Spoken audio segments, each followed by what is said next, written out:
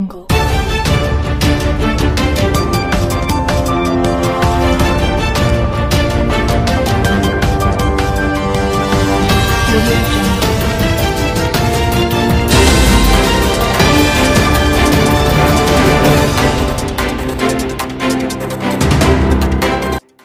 Hello guys, कैसे हैं आप सभी। I hope you all are doing well.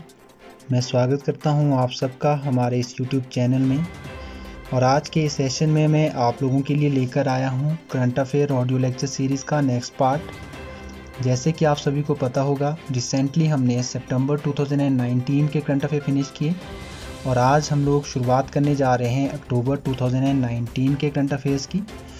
तो आइए शुरुआत करते हैं आज के इस सेशन की हेडलाइंस के साथ। भारतीय मूल के सुरजीत भल्ला को अंतर्राष्ट्रीय मुद्रा कोष का एग्जीक्यूटिव डायरेक्टर चुना गया।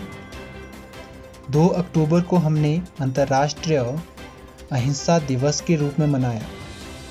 5 अक्टूबर को हमने अंतर्राष्ट्रीय अध्यापक दिवस के रूप में मनाया। श्रीलंका के क्रिकेट प्लेयर कुमार संगकारा को मेलबर्न क्रिकेट क्लब का अध्यक्ष चुना गया। अक्टूबर 2019 में हमारे पास नेशनल न्यूट्रिशन सर्वे की रिपोर्ट आई और अक्टूबर 2019 में हमने पर्यटन पर्व मनाया। अमेरिका ने पाकिस्तान के संगठन BLA को अंतर्राष्ट्रीय आतंकवादी संगठन घोषित किया।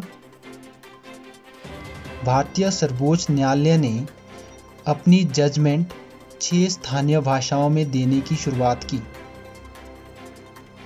भारत के पूर्व क्रिकेटर सचिन तेंदुलकर को वर्ष 2019 में मोस्ट इफेक्टिव स्वच्छता एम्बेसडर का अवार्ड दिया गया। आइए अब इन सब को विस्तार से करते हैं। भारतीय मूल के इकोनॉमिस्ट सुरजीत भल्ला को हाल ही में इंटरनेशनल मॉनेटरी फंड के लिए एग्जीक्यूटिव डायरेक्टर के पद के लिए चुना गया और इनका टेन्योर 3 साल का रहने वाला है।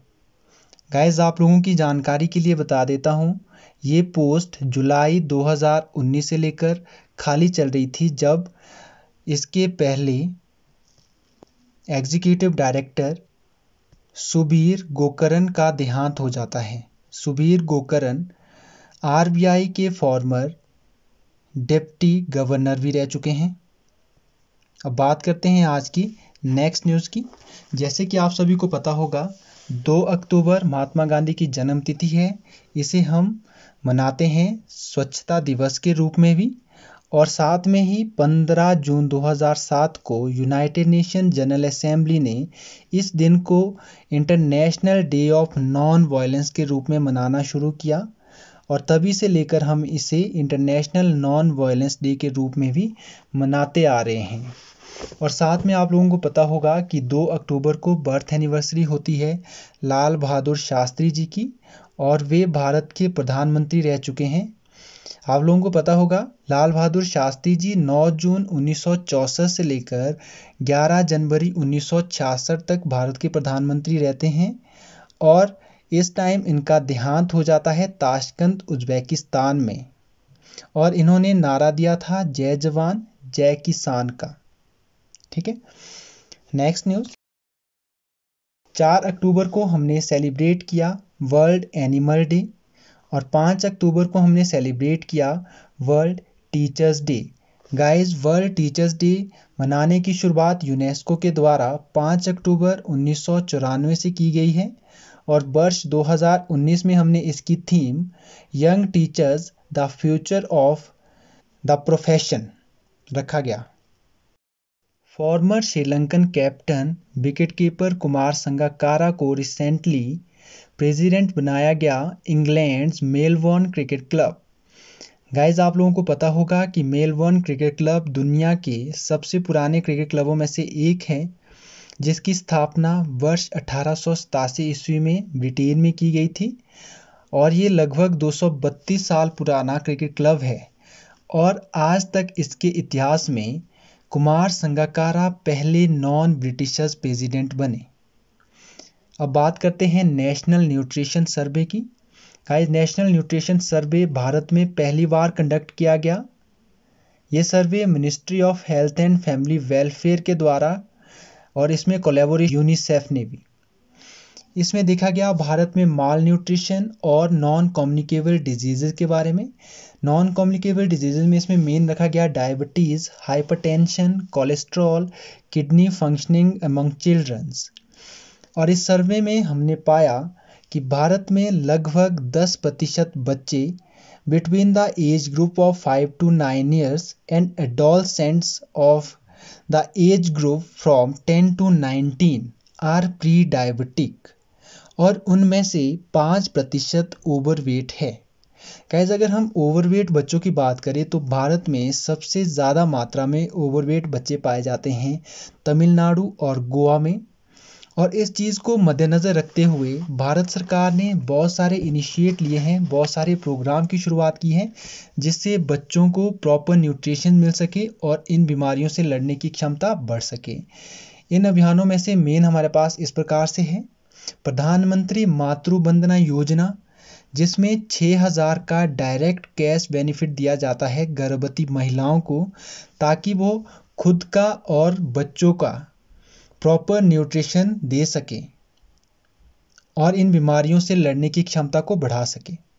और इसके साथ ही भारत सरकार ने शुरुआत की है पोषण अभियान की, और इसके लिए हम हर साल सितंबर माह को सेलिब्रेट करते हैं एज अ नेशनल पोषण माह।